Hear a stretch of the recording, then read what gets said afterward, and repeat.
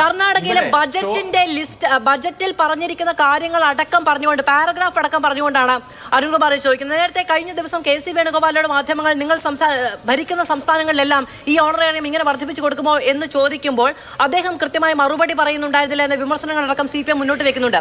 അപ്പോൾ പ്രതിപക്ഷത്തിരിക്കുമ്പോൾ മാത്രം പറയാൻ കഴിയുന്ന ചില ആരോപണങ്ങൾ എന്നതിനപ്പുറത്ത് നിങ്ങൾക്ക് സ്വന്തമായി ചെയ്യാൻ കഴിയുന്ന എന്തെങ്കിലും ഇതിലുണ്ടോ? അല്ലെങ്കിൽ അതിനുള്ള തയ്യാറെടുപ്പുകൾ നിങ്ങൾ നടത്തിയ ചരിത്രമുണ്ടോ? മാധു, ഞാനൊരു കാര്യം ചോദിക്കട്ടെ. ഇവിടെ ഇപ്പോൾ ആശാവർക്കർമാരുടെ സമരസമിതിയുടെ പ്രതിനിധിയായിട്ട് ബഹുമാനപ്പെട്ട റോസി ചേച്ചി ഉണ്ടല്ലോ അല്ലേ? അവരോട് ചോദിക്കൂ. നിങ്ങൾ കുറേ കാര്യങ്ങൾ പറഞ്ഞല്ലോ. ഇപ്പോൾ അരുൺകുമാറും മാധും കുറേ കാര്യങ്ങൾ സംസാരിച്ചു. അതിൽ ഞാൻ കേട്ടതിൽ നിന്ന് മനസ്സിലാക്കുന്നത് പണ്ട് ഇവിടെ എന്തോ മോശപ്പെട്ട കാര്യമായിരുന്നു, ഇതിനേക്കാൾ നല്ല മോശപ്പെട്ട നിലവാരത്തിലായിരുന്നു ഇവർ വർക്ക് ചെയ്ത്, അങ്ങനെയൊക്കെ പൊതുബോധം സൃഷ്ടിക്കപ്പെടാൻ സാധ്യതയുണ്ട്. ഞാൻ ചോദിക്കട്ടെ, അന്ന് ഇവർക്ക് പാർട്ട് ടൈം ജോലിയായിരുന്നു, പാർട്ട് ടൈം സേവനമായിരുന്നു, അവർക്ക് മറ്റ് ജോലികൾക്ക് പോകാം. ഇന്ന് ഇത് ഫുൾ ടൈം ജോലി എന്നുള്ളത് മാത്രമല്ല, ഓവർ ടൈം പണി കൂടി വേറെ കൊടുക്കുകയാണ്. എന്നിട്ട് ആ വേതനം പോലും 3 മാസത്തെ പെൻഡിങ് വരികയാണ്. അതിൻ്റെ ഉത്തരവാദി ആരാണെന്ന് ചോദിക്കുമ്പോൾ കേന്ദ്ര സർക്കാരാണെന്ന് പറയുകയാണ്. പിന്നെ സംസ്ഥാന സർക്കാരിന് എന്താ പണി?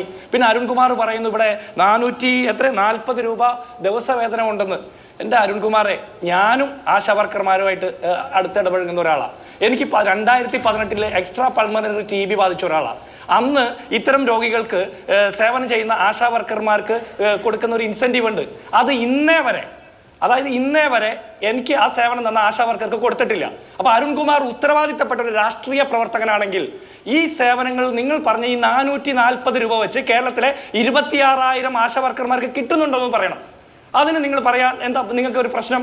ഇനി ഒരു ഗർഭിണിയായിട്ടുള്ള സ്ത്രീയെ പരിചരിക്കാൻ പോകുന്ന ആശാവർക്കർമാർക്ക് ആ പ്രസവം സർക്കാർ ആശുപത്രിയിൽ നടത്താം. ഇടപെടല അരുൺകുമാറെ. താങ്കൾ കുറെ കാര്യം പറഞ്ഞില്ലേ, ഇനി ഞാൻ മറുപടി പറയട്ടെ. താങ്കൾ പറഞ്ഞത് കള്ളമാണെന്നൊന്നും ഞാൻ പറയുന്നില്ല. താങ്കൾ പറഞ്ഞത് താങ്കളുടെ ബോധ്യം. ഇനി ഞാൻ എൻ്റെ ബോധ്യം വെച്ച് താങ്കൾ പറഞ്ഞതിനെ കണ്ടിച്ചു നോക്കട്ടെ. കേരളത്തിലെ പൊതുസമൂഹം തീരുമാനിക്കട്ടെ ആര് പറയുന്നത് ശരിയെന്ന്. അന്ന് പാർട്ട് ടൈം ജോലി ആയിരുന്നു, ഇന്ന് ഫുൾ ടൈം ജോലി മാത്രമല്ല ഓവർ ടൈം പണിയുമാണ്. അന്നത്തെ ജോലി ഭാരമാണോ ഇന്ന്? അല്ല. അന്നത്തെ ജീവിത നിലവാരമാണോ ഇന്ന്? അല്ല. അന്നത്തെ വിലക്കയറ്റ തോതാണോ? അന്നത്തെ വെള്ളക്കരമാണോ? അങ്ങനെ ഒന്നുമല്ല.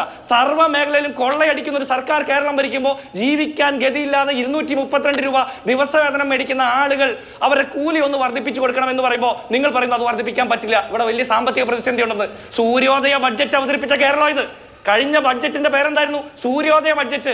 സൂര്യോദയ ബഡ്ജറ്റ് അവതരിപ്പിച്ച കേരളത്തിൽ ഇന്ന് അമാവാസിയാണ് ആശാവർക്കർമാർക്ക്. അതിന്റെ ഉത്തരവാദിത്തം ഈ സർക്കാരിനാണ്. കേന്ദ്ര സർക്കാരുമായിട്ട് ചോദിച്ചു വാങ്ങണമെന്ന്. പിന്നെ എന്തിനാ അരുൺകുമാരെ ഈ KV തോമസിനെ ഡൽഹി കൊണ്ടുപോയി പ്രതീക്ഷിച്ചിരിക്കുന്നത്? എന്തിനാ ഈ അധിക വേതനം കൊടുത്ത് അധിക യാത്രാപത്ത കൊടുത്ത് ഇരുത്തിയിരിക്കുന്നത്? അവിടെ പോയി പുട്ടും കടലയും തിന്നാൻ വേണ്ടിയിട്ടോ? കഴിഞ്ഞ ഡൽഹിയിൽ നടന്ന കേന്ദ്ര ധനകാര്യമന്ത്രിയുമായിട്ടുള്ള ചർച്ചയിൽ ആശാവർക്കർമാരുടെ പ്രശ്നം കേരളത്തിന്റെ മുഖ്യമന്ത്രി ഉന്നയിച്ചോ? അല്ലെങ്കിൽ KV തോമസ് ഉന്നയിച്ചോ? അരുൺകുമാറിന് മറുപടി പറയാൻ പറ്റുമോ? കേരള സർക്കാരിനെ പ്രതിനിധീകരിച്ച് ആശാവർക്കർമാർ ഈ പ്രശ്നം ഉന്നയിച്ചു എന്ന് പറയാൻ പറ്റുമോ? ഒരു ലേഖനം വായിച്ചു കേൾപ്പിച്ചിരുന്നു. അപ്പൊ അതിനകത്തൊരു പട്ടിക പറയുന്നുണ്ട് കേട്ടോ. ഓണറേറിയം എന്ന് പറഞ്ഞിട്ടാണ് പറയുന്നത്. രൂപയിൽ ഓണറേറിയം. കേരളം 13,200 രൂപ, മധ്യപ്രദേശ് 6,000 രൂപ, പശ്ചിമ ബംഗാൾ 6,000 രൂപ, കർണാടക 5,000 രൂപ, മഹാരാഷ്ട്ര 5,000 രൂപ. ഇതിപ്പോ 1,000 രൂപ 2025-26 വർദ്ധിപ്പിച്ചതിന് മുമ്പാണ്. കേരളത്തിന്റെ ഓണറേറിയം 7,000 ആണ്, മറ്റുള്ളത് ഇൻസെന്റീവ് ആണെന്നാണ് ഞാൻ മനസ്സിലാക്കുന്നത്. അപ്പൊ ഇത് ഈ പട്ടികയിൽ മാത്രം എങ്ങനെയാണ് ഈ ഓണറേറിയം 13,200 രൂപ വരുന്നത്? അല്ല മാധു, അരുൺകുമാർ അല്പം മുമ്പ് ഒരു എക്കണോമിക്സ് പറഞ്ഞു, ഇത് ഓണറേറിയമാണ്, ഇത് വേതനമല്ലെന്ന്. വേതനമായാലും ഓണറേറിയ ആയാലും ഈ പാവപ്പെട്ട പണിയെടുക്കുന്ന സ്ത്രീകൾക്ക് വേതനം നൽകാതെ കൂലി കൊടുക്കാൻ പറ്റിയില്ലെങ്കിലും, പണിയെടുത്തതിന്റെ കൂലി കൊടുക്കാൻ പറ്റിയില്ലെങ്കിലും ഇവർ ആക്ഷേപിക്കരുത്. അന്ന് ഉമ്മൻചാണ്ടി കേരളം ഭരിക്കുമ്പോൾ 500-ൽ നിന്ന് 1000 ആയിട്ടേ വർദ്ധിപ്പിച്ചോളൂ.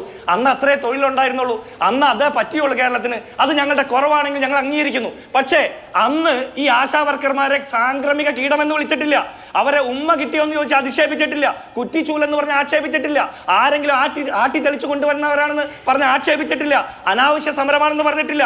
പാട്ടപ്പിരിവുകാരും അരാജകവാദികളാണെന്നും പറഞ്ഞിട്ടില്ല. ഈർക്കിൽ സംഘടന നയിക്കുന്ന സമരമാണെന്ന് പറഞ്ഞിട്ടില്ല.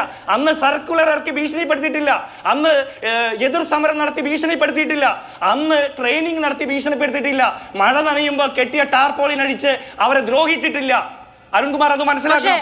2013 ആശാവർക്കർമാർക്ക് രാപ്പകൽ സമരം നടത്തേണ്ടി വന്നിട്ടുണ്ട്. 100 രൂപ കൂട്ടിക്കൊടുക്കാമെന്ന് സർക്കാർ പറഞ്ഞിട്ട് പിന്നീട് അത് കൂട്ടിക്കൊടുക്കാതിരുന്ന സാഹചര്യം ഉണ്ടായിട്ടുണ്ട്.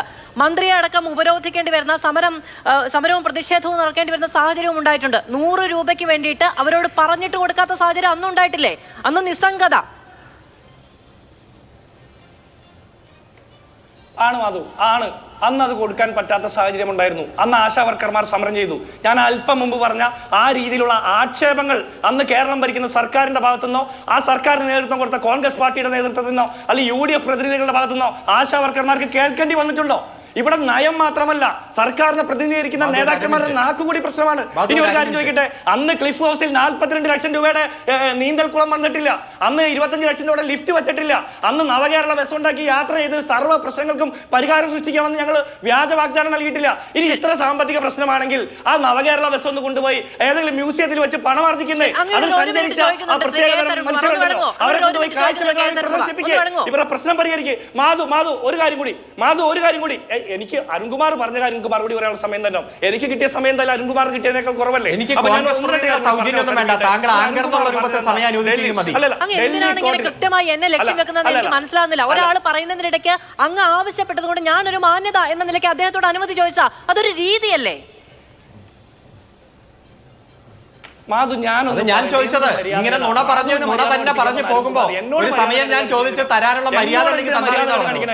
അരുൺകുമാർ എത്രയോ നുണ പറഞ്ഞു. ഞാൻ അതിനൊന്നും കണ്ടി, ഞാൻ എന്റെ പോയിന്റ് പറയാനാ, എന്നെ ദയവ് ചെയ്ത് എന്റെ പോയിന്റ് പറയാൻ അനുവദിക്കൂ. താങ്കൾക്ക് കിട്ടിയതിന്റെ പകുതി സമയം പോലും എനിക്ക് കിട്ടില്ലല്ലോ. ഞാൻ ചോദിക്കട്ടെ, ഹൈക്കോടതി വിധി ഉള്ളത് കൊണ്ടാണ് ആ ടാർപോളിംഗ് ഷീറ്റ് വലിച്ചു കീറിയെന്ന് പറഞ്ഞാൽ ഹൈക്കോടതി വിധി ലംഘിച്ചുകൊണ്ട് നിങ്ങൾ റോട്ടിൽ സമ്മേളനം നടത്തിയില്ലേ?